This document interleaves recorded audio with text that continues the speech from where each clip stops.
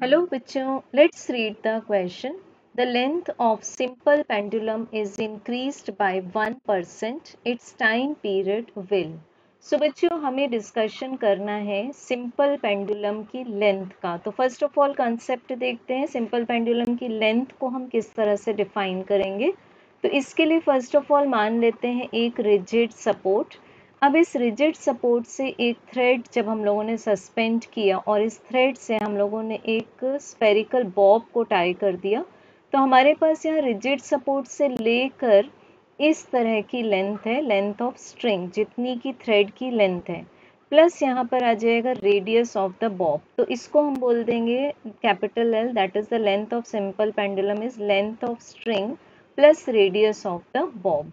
अब इस लेंथ को इंक्रीज किया जाता है 1% से. मीन्स अगर ये ओरिजिनल लेंथ हो 100 के, तो इसको हम इंक्रीज करके कितना कर देंगे 101 के, जहाँ के एक कांस्टेंट है. तो हमें चेक करना है कि इसके टाइम पीरियड पर क्या इफेक्ट होगा.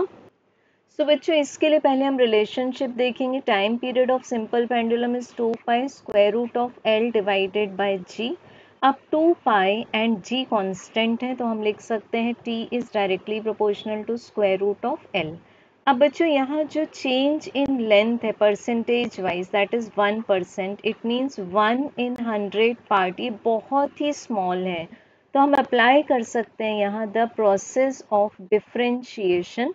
सो दोनों साइड्स को इक्वेशन के जब हम डिफरेंशिएट करेंगे, तो हमें लेफ्ट साइड में मिल जाएगा del t directly proportional to square root of L का जो डिफरेंशिएशन आएगा. इसके लिए हम हेल्प ले लेते हैं D by D X of X to the power half की.